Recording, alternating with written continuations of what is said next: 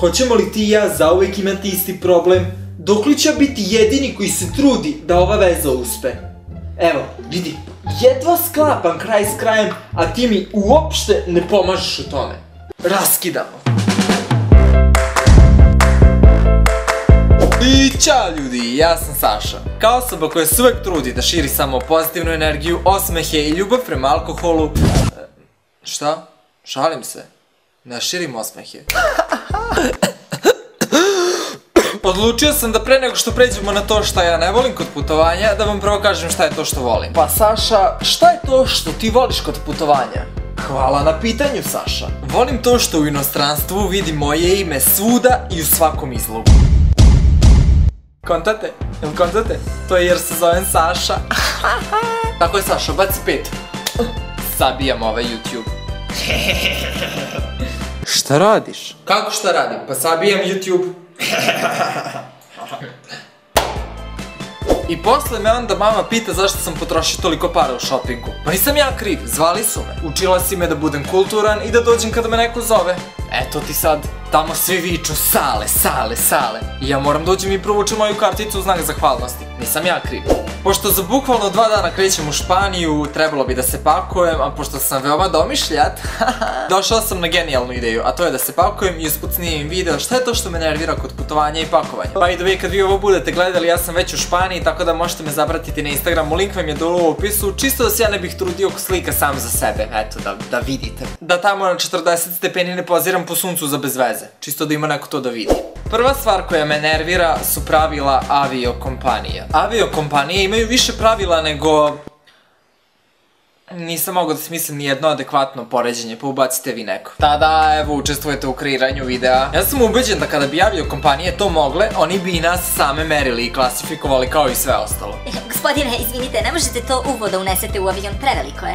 Hvala, prijetan let. Da, ja sam mislio na uvo, nadam se da vi niste ni nešto drugo. Koferi moraju biti određenih dimenzija, određene težine, pola toga ne možeš ni da spakuješ iz sigurnosnih razloga. A da tek ne pričam o cenama, platiš i ovako preskupu avionsku kartu i onda oni dodatno pokušaju da ti naplate bukvalno sve. Želiš određeno sedište? To će biti 20 eura. Želiš da uđeš ranije u avion? To će biti 30 eura. Želiš sedište sa više mesta za noge? To će biti 100 eura. Želiš vazduh? To će biti 50 eura.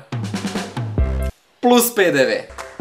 Druga stvar koja me nervira, to sam ja sam. Ja sam nesposoban za to da uzmem kofer, stavim 5 majici, kupaći, papuči, četkicu za zube i kraj, to je to. Ne, meni treba osrednje selo spakovano u kofer. Za svaki slučaj.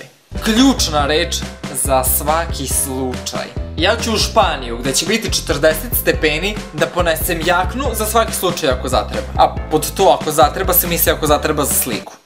Ako se bude dobro uklapala uz pozadinu. Moja logika je fascinantna, ja neću poneti ništa što je bitno, ni pastu za zube, ni šampun, ni bilo što od toga, to uvek nosi neko drugi, ne moram i ja. Da li smo se dobro razumeli? Mogu da ponesem 10-15 kg prtljaga i ja to treba da trošim noseći pastu, šampuna i slične gluposti. Zato neću poneti ništa bitno, ali budite sigurni da ću poneti sve moguće najnebitnije sitnice. Mali kuca, što da ne, šta ako se budem osjećao usamljen uveče pa mi bude treba neko da se grlimo. Također, veoma bitna stvar prilikom pakovanja je muzika. Mada mislim da to više ne moram ni da spominjem, toliko me poznajete da već znate da ću napraviti koncert dok se pakujem.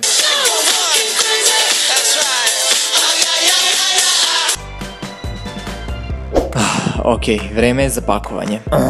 Ovaj kofer već ima 2 kg, što znači da mi ostaje 2 kg manje za stvari. Šta će mi biti potrebno za ovih 10 dana? Okej, pantalone, majice, Texas jakna, bit će dobra za sliku, zimska jakna, šta ako bude zahladilo? Saša, bit će 40 stepeni. Ćuti, možda zahladi, nikad se ne zna. Treba mi i trenerka, šta ako budem hteo da idem u teretanu? Saša, budi realan, kad si poslednji put ušao u teretanu? Pre mesec dana. Da, ali da se raspitaš kakva je, ne da treniraš. Dobro, da. Znači i trenerka. Trebaju mi knjige, šta ako budem želeo da se edukujem dok sam tamo. Nisam ja kriv ako moj mozak bude želeo da bude pametniji. Treba mi i ova lampa, šta ako budem mrak. Treba mi i ovaj softbox, šta ako budem želeo da snimam video. Treba mi i Jack Daniels, šta ako budem usamljen, a ni Meda ne uspe da me uteši. I to je to, valjda sam sve spakovao. Okej, čekaj, fali nešto. I selfie stick. Sada sve imam. spakovati u kofer sve što ti treba, a da on ima 10-15 kg je nemoguća misija. A da se odmah razumemo, da doplatim 50 € više da bih mogao da nosim više stvari ne pada mi na pamet. Da li vam ja ličim na Paris Hilton? Preću sve te stvari više da navučem na sebe, da nosim 5 majici, 3 duksa i 2 jakne nego da doplatim 50 €. Tako da ako na svakoj slici budem isto obučen, sada znate zašto. A ako na svakoj slici budem drugačije obučen, to znači da sam tamo preterao sa shoppingom i onda se zabrinite da li ću biti živ kad se vratim kući i kad mama vidi da sam kupio sve te nove stvari koje mi nisu bile potrebne.